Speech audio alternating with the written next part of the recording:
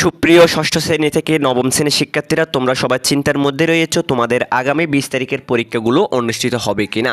তোমরা সবাই অবগত আছো যে ইতিমধ্যে তোমাদের স্কুল এবং কলেজ শিক্ষা প্রতিষ্ঠান বন্ধ ঘোষণা করেছে শিক্ষা মন্ত্রণালয়। আমি তোমাদের একটি নোটিশ দেখিয়ে দিচ্ছি, তোমরা সবাই জানতেই পারবে তোমাদের আগামী 20 তারিখ যে তোমাদের পরীক্ষাগুলো সেগুলো অনুষ্ঠিত হবে কিনা।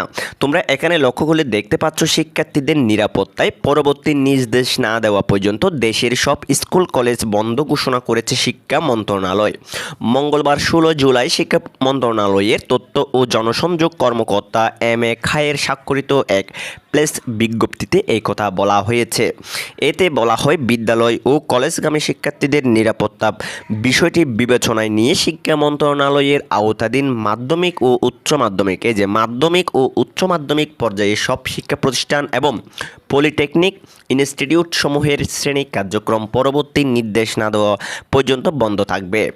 উল্লেখ্য, চলমান কোটা সংস্কার আন্দোলন প্রসঙ্গে কথা বলতে গিয়ে গত রোববার প্রধানমন্ত্রী শেখ হাসিনা মন্তব্য করেন, মুক্তিযুদ্ধ নিয়ে এতে খুব কেন, মুক্তিযোদ্ধার নাতিপুতিরা কিছু পাবে না, রাজাকারের নাতিপুতিরা সব পাবে।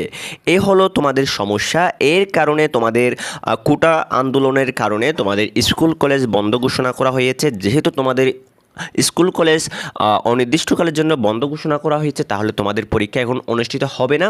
তোমাদের স্কুল কলেজ যদি চালু হয় তাহলে তোমাদের পরীক্ষা আবার চলমান হবে। তোমরা এটা ধরে নিতে পারো তোমাদের পরীক্ষা আপাতত হচ্ছে না। যদি স্কুল এবং কলেজ যদি আবার চালু হয় তাহলে তোমাদের পরীক্ষা হবে। আশা করি তোমরা সবাই ক্লিয়ারলি বুঝতে পেরেছো। সবাইকে অসংখ্য অসংখ্য ধন্যবাদ।